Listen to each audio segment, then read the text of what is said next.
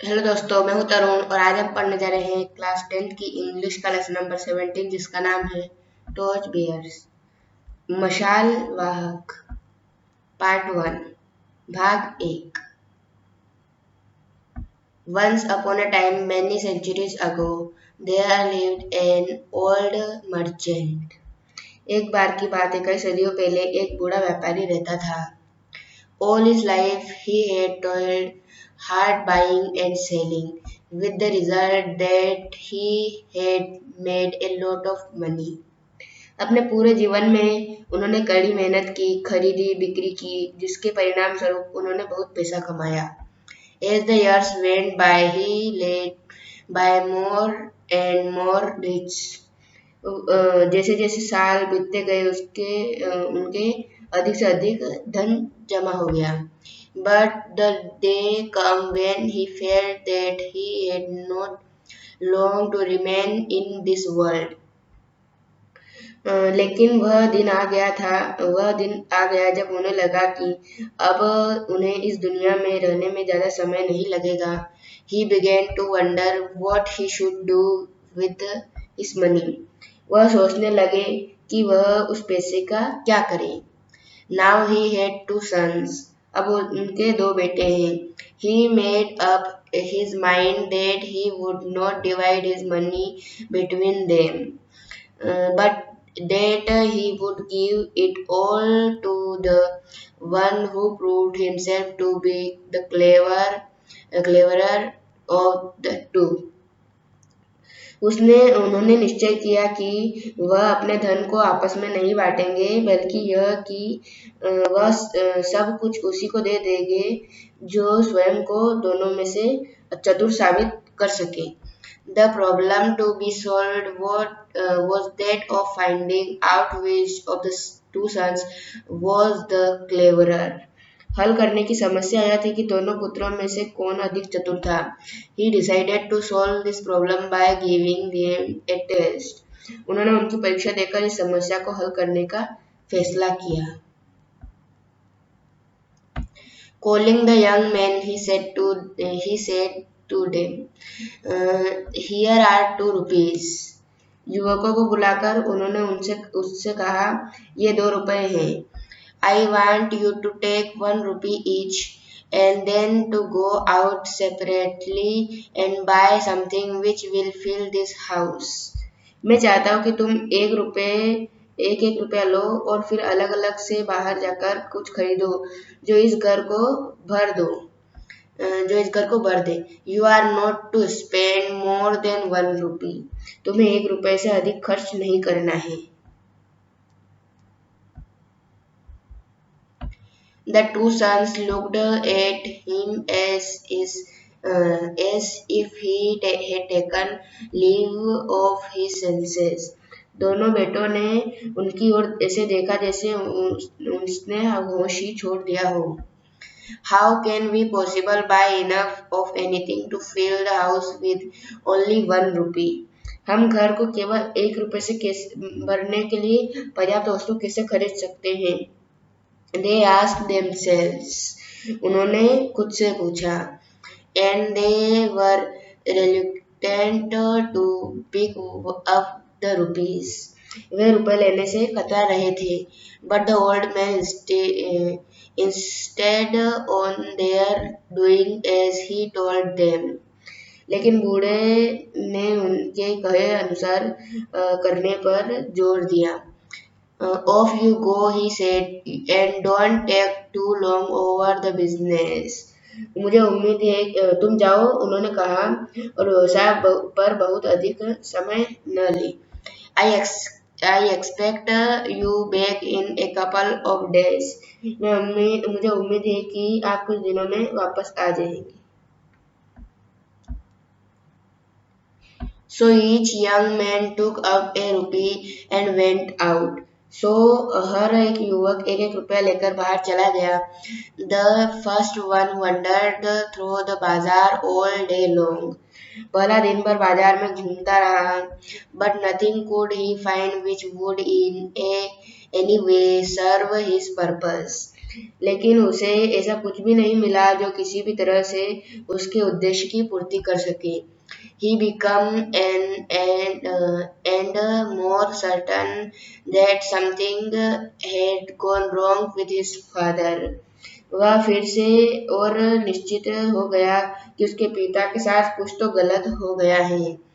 He was about to give up his search in despair when he saw a bullock cart with a load of hay.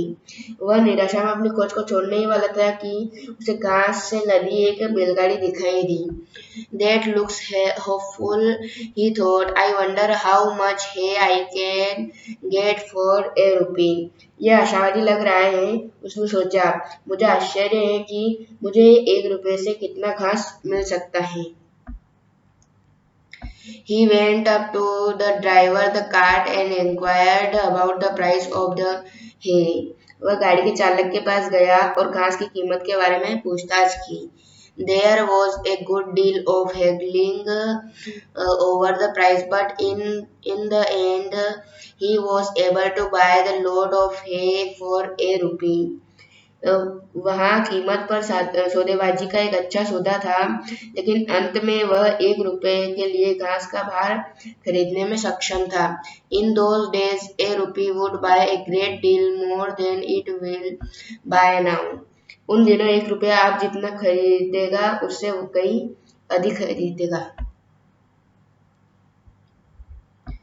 So the young man led off the cart with the hay to his father's house.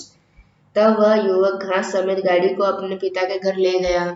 Hopefully he peed into the house. उम्मीद है कि उसने इसे घर में ढेर कर दिया।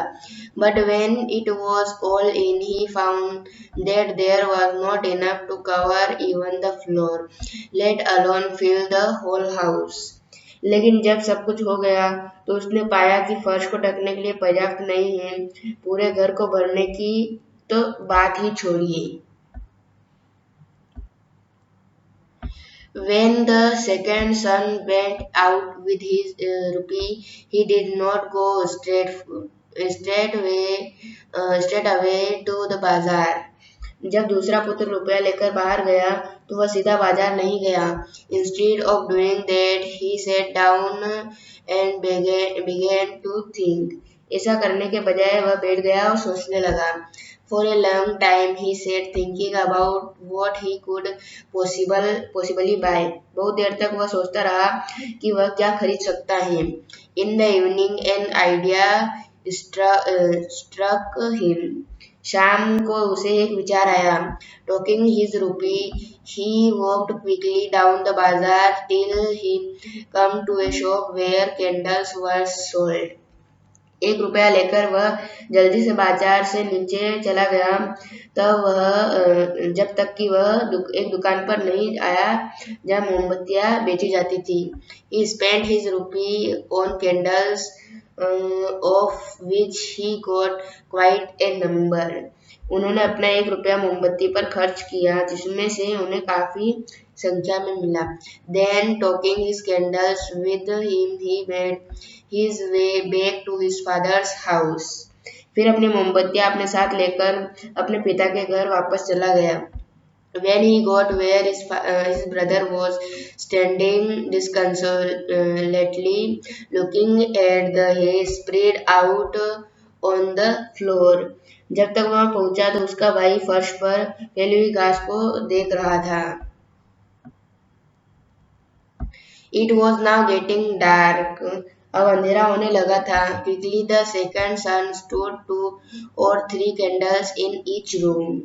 जल्दी से दूसरा बेटा हर कमरे में 2-3 मोमबत्तियां लेकर खड़ा हो गया। Then he lit them. फिर उसने उन्हें जलाया। At once the house was filled with light. एक बार में घर रोशनी से भर गया। His father was very pleased with him and said, "My son, you have shown true wisdom." उसके पिता उससे बहुत प्रसन्न हुए और कहा, हे मेरे पुत्र, तूने सच्ची बुद्धि दिखाई है। I am ready to hand over all my money to you. मैं अपना सारा पैसा तुम्हें सौंपने के लिए तैयार हूँ। Now we all live in a big house which we call our native country. अब हम सब एक बड़े घर में रहते हैं जिसे हम अपना मूल देश कहते हैं. We have each of us been given some 1 rupee, some 2 rupees, some 3 and some 4. These rupees are not rupees with which we can buy things, but they are different powers we have been given. हम में से प्रत्येक को दिया गया है, किसी को 1 रुपया, किसी को 2 रुपया, किसी को 3 और किसी को 4. ये रुपए वे रुपए नहीं है जिनसे हम चीजें खरीद सकते हैं, बल्कि ये अलग अलग शक्तियां हैं जो हमें दी गई हैं. Each of us has powers of body powers of mind and powers of character. हम में से प्रत्येक के पास शरीर की शक्तियां, मन की शक्तियां और चरित्र की शक्तियां हैं. Each of us has strength, time and intelligence which can be used. हम में से प्रत्येक के पास शक्ति, समय और बुद्धि है जिसका उपयोग किया जा सकता है. As we leave school and go out into the world, we are tested as to how we are going to use these talents which we possess. जब हम स्कूल छोड़ते हैं और दुनिया में जाते हैं तो हमारी परीक्षा होती है. Are we going to use them to buy useless hay, or are we going to use them to spread light throughout our house, that is our country. और दुनिया में जाते हैं तो हमारी परीक्षा होती है कि हम इन प्रतिभाओं का उपयोग कैसे करने जा रहे हैं जो हमारे पास है. If we are going to be good citizens, then we shall use our powers and abilities to try to spread light into all parts of our country. That is, we shall spend ourselves in the service of our country. क्या हम उनका उपयोग बेकार घास खरीदने में करने जा रहे हैं, या क्या हम उनका उपयोग अपने पूरे घर यानी अपने देश में रोशनी फैलाने के लिए करने जा रहे हैं. अगर हम अच्छे नागरिक बनने जा रहे हैं तो हम उनकी अपनी शक्तियों और क्षमताओं का उपयोग अपने देश के सभी हिस्सों में प्रकाश फैलाने की कोशिश करेंगे, यानी अपने देश की सेवा में खुद को खर्च करेंगे. No country can progress unless it has good citizens. कोई भी देश तब तक आगे नहीं बढ़ सकता जब तक उसके पास अच्छे नागरिक न हो. So if we love our country and want to serve it, we should try to become good citizens. इसलिए यदि हम अपने देश से प्रेम करते हैं तो और उसकी सेवा करना चाहते हैं तो हमें अच्छे नागरिक बनने का प्रयास करना चाहिए. We will be training ourselves in citizenship and cultivating the characteristics of good citizens. तो हमें अच्छे नागरिक बनने का प्रयास करना चाहिए. हम नागरिकता में खुद को प्रशिक्षित करेंगे और अच्छे नागरिकों की विशेषताओं को विकसित करेंगे. We will to able to fill our country with the light of good citizenship when we leave our school and home and go out into different parts of our country. हम अपने देश को अच्छी नागरिकता के प्रकाश से भर सकेंगे जब हम अपने स्कूल और घर को छोड़कर देश के विभिन्न हिस्सों में जाएंगे. पार्ट 2 भाग 2. A story is told of Guru Nanak that in the course of his travels he came to a village. Guru Nanak के बारे में एक महत्वपूर्ण कहानी सुनाई जाती है कि वे अपनी यात्रा के दौरान एक गांव में आए थे. Besides him, his disciple Mardana also came to the village. उनके अलावा उनका शिष्य मर्दाना भी गांव आया था. They wanted to stay there for the night. वे रात वहीं रुकना चाहते थे, but the villagers were rude and inhospitable and would not let them stay anywhere in the village. लेकिन गांव वाले असभ्य और दुर्गम थे और उन्हें गांव में कभी भी नहीं रहने देते थे. So Guru Nanak and Mardana were forced to spend the night in the open. इसलिए गुरु नानक और मर्दाना को मजबूर होकर खुले में रात गुजारनी पड़ी. As they turned away from the village, Guru Nanak said, I pray that the people of this village may always stay in this village. जैसे ही वे गांव में चले गए, गुरु नानक ने कहा, मैं प्रार्थना करता हूँ कि इस गांव के लोग हमेशा इस गांव में रहें. मर्दाना was somewhat puzzled at this but said nothing. इस पर मर्दाना कुछ हैरान हुआ, लेकिन कुछ नहीं बोला. The next night, they came to another village where they received a very different reception. अगली रात वे दूसरे गांव में आए जहां उनका बहुत अलग स्वागत हुआ. The villagers welcomed them, treated them kindly, found them a place to stay for the night, and gave them food to eat. ग्रामीणों ने उनका स्वागत किया, उनके साथ अच्छा व्यवहार किया, उन्हें रात के लिए रहने के लिए जगह मिली और उन्हें खाने के लिए खाना दिया.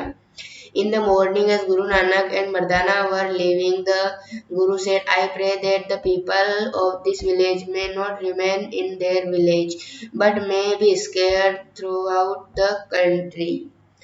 और सुबह जब गुरु नानक और मर्दाना जा रहे थे, गुरु ने कहा, मैं प्रार्थना करता हूँ कि इस गांव के लोग अपने गांव में न रहें, लेकिन पूरे देश में बिखरे रहें. But this was too much for मर्दाना. लेकिन मर्दाना के लिए बहुत ज्यादा था. He protested. उन्होंने विरोध किया. Why? He said to the Guru, Do you pray for good things for people who treat us badly? क्यों? उन्होंने गुरु से कहा, क्या आप उन लोगों के लिए अच्छी चीजों के लिए प्रार्थना करते हैं जो हमारे साथ बुरा व्यवहार करते हैं? And for misfortunes for those who treated us well. और उनके लिए दुर्भाग्य के लिए जो हमारे साथ अच्छा व्यवहार करते हैं. You should have prayed for those inhospitable villagers to be scattered over the country, and for these good people to remain comfortably where they are. आपको उन दुर्गम ग्रामीणों के लिए देश भर में बिखरे रहने की प्रार्थना करनी चाहिए थी, और ताकि ये अच्छे लोग आराम से जहां वे हैं. No, replied Guru Nanak. नहीं, गुरु नानक ने उत्तर दिया. It is better for those inhospitable and selfish people to stay in one place where they can do harm in one place only. उन दुर्गम और स्वार्थी लोगों के लिए बेहतर है कि वे एक ही स्थान पर रहें जहां वे एक ही स्थान पर नुकसान कर सकें. If they went other places, they would have an evil influence all through the country. यदि वे अन्य स्थानों पर जाते हैं तो पूरे देश में उनका बुरा प्रभाव पड़ता. Now these good people with whom we put up last night are too good to be left in one place. अब ये अच्छे लोग जिनके साथ हमने कल रात को रखा था, इतने अच्छे हैं कि उन्हें एक जगह नहीं छोड़ा जा सकता. They have something which is needed everywhere. उनके पास कुछ ऐसा है जिसकी हर जगह जरूरत होती है.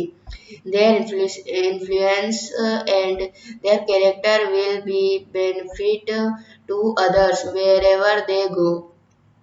उनका प्रभाव और उनका चरित्र दूसरों के लिए लाभकारी होगा चाहे वे कहीं भी जाएं. Hence they ought to be scattered so that they can take their light to other places. इसलिए उन्हें तितर बितर कर देना चाहिए ताकि वे अपना प्रकाश अन्य स्थानों पर ले जा सके.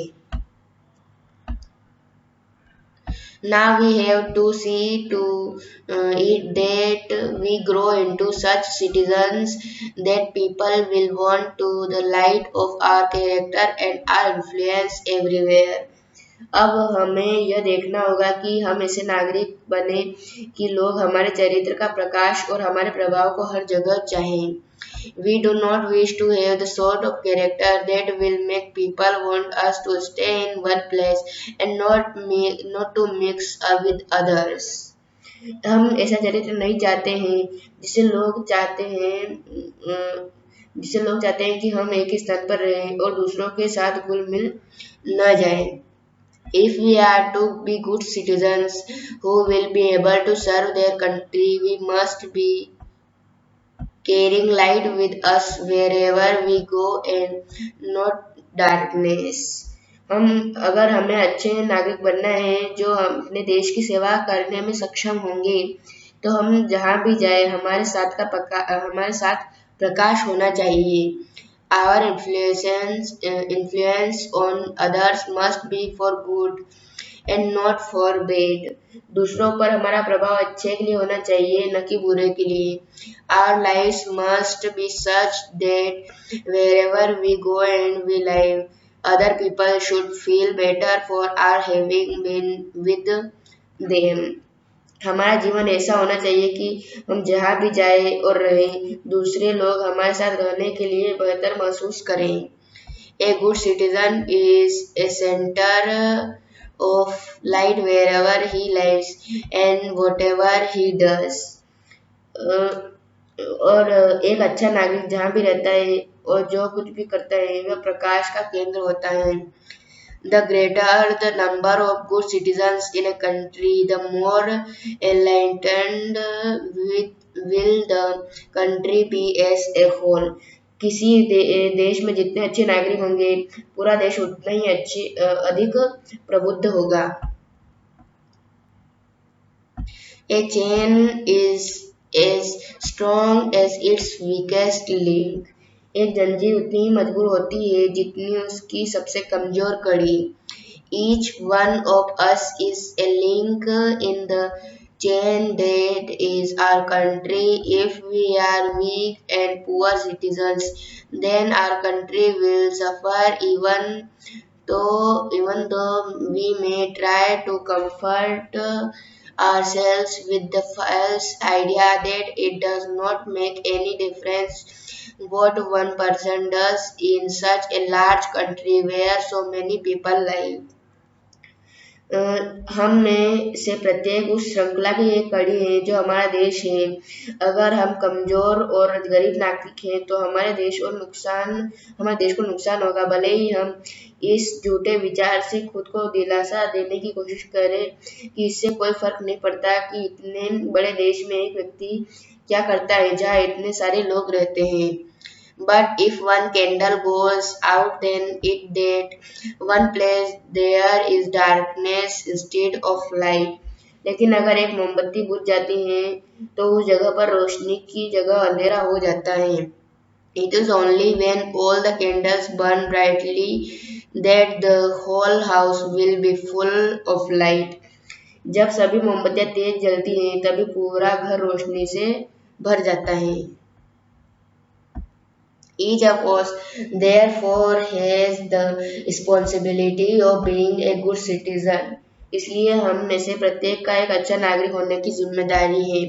We must see that our particular link in the chain is not a weak one. हमें यह देखना चाहिए कि श्रृंखला में हमारी विशेष कड़ी कमजोर नहीं है। When the Olympic Games were held in London in 1948, a flame was carried to London from Greece, where the Olympic Games used to be held in times long ago. 1948 में जब लंदन में ओलंपिक खेलों का आयोजन हुआ तो एक लौह को ग्रीस से लंदन ले जाया गया जहां बहुत पहले ओलंपिक खेलों का आयोजन हुआ करता था। This flame was carried by a long relay of runners right across Europe. इस लौह को पूरे यूरोप में धावकों के एक लंबे रिले द्वारा चलाया गया था। Each runner carrying a light torch ran for a certain distance till he came to the place where a fresh runner was waiting for him. प्रत्येक धावक एक जलती हुई मशाल लेकर एक निश्चित दूरी तक दौड़ता रहा जब तक कि वह उस स्थान पर नहीं आ गया जहां नया धावक उसकी प्रतीक्षा कर रहा था। The new runner then lead his torch from the one that had been carried to him. नए धावक ने तभी अपनी मशाल जलाई जो आपसे पास से जाई गई थी। As soon as he had done this, he set out to run with his light torch to where the next runner was waiting. जैसे ही उसने यह किया, वह अपनी जलती हुई मशाल के साथ दौड़ने के लिए निकल पड़ा जहां अगला धावक उसका इंतजार कर रहा था। He had a fresh torch which he in his turn lit from the one brought to him. उसके पास एक ताजी मशाल थी जिसे वह बदले में अपनी पास लाई गई मशाल से जलाता था। And so from runner to runner the flame was carried till it reached London. और इसलिए एक धावक से दूसरे धावक तक लौ को लंदन पहुंचने तक ले जाया गया। From the last torch was lit the fire which burned all the time the games were going on. आखिरी मशाल से वह आग जलती थी जो हर समय खेलती रहती थी। Although nothing was said about it, and so names were mentioned at one place, there was an incident. हालांकि इस बारे में कुछ नहीं कहा गया और न ही किसी का नाम लिया गया। One runner, when handing over his torch to a fresh runner, let it go out. How ashamed he must have been! He had let the flame go out. He had broken the chain. एक धावक अपनी मशाल एक नए धावक को सौंपते हुए उसे पार जा देता है। वह कितना शर्मिंदा रहा होगा। उसने आग को बुझने दिया था, वह चेन तोड़ दी थी।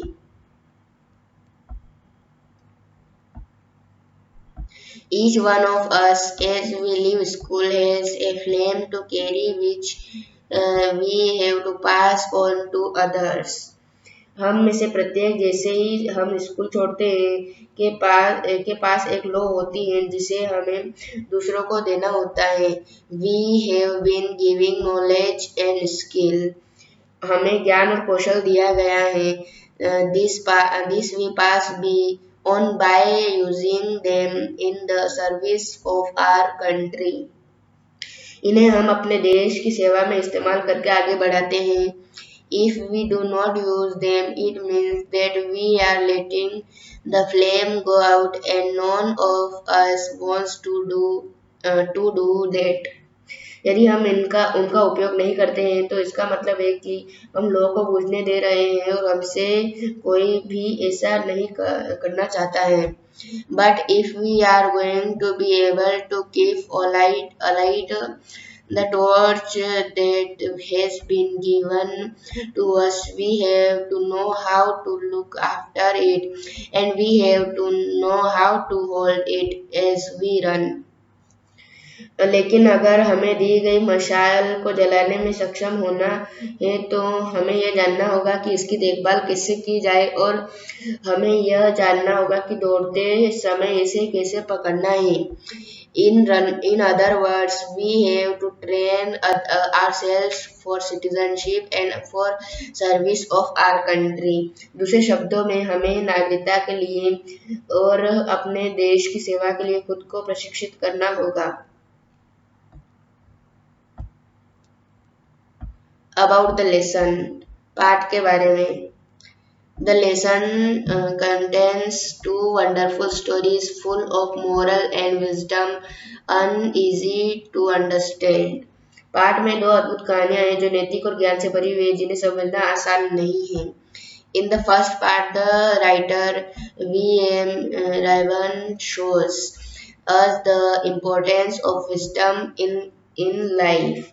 पहले भाग में लेखक W.M. रायबर्न हमें जीवन में ज्ञान के महत्व को दिखाते हैं। The schools are the places where the children are shaped and developed into future citizens. School वे स्थान होते हैं जहाँ बच्चे आकार लेते हैं और विकसित होते हैं। भविष्य के नागरिकों में चुना गया। The progress of a country fully depends on its citizens. किसी देश की प्रगति पूरी तरह से उसके नागरिकों पर निर्भर करती है। Being good citizens is the real service to our nation. अच्छा नागरिक बनना ही हमारे राष्ट्र की वास्तविक सेवा है। In the second story too, the writer gives us a message that evil should remain confined to a place where good qualities should spread all over by means of good citizens. दूसरी कहानी में भी लेखक हमें संदेश देता है कि बुराई एक स्थान तक ही सीमित रहनी चाहिए, जबकि अच्छे गुणों को अच्छे नागरिकों के माध्यम से चारों ओर फैलाना चाहिए। Citizens carry the torch, bearing the flame of knowledge and skills, which is to be passed on to others. नागरिक ज्ञान और कौशल की मशाल लेकर चलते हैं जिसे दूसरों को देना चाहिए। Citizens are the real strength of a country. नागरिक ही देश की असली ताकत होते हैं।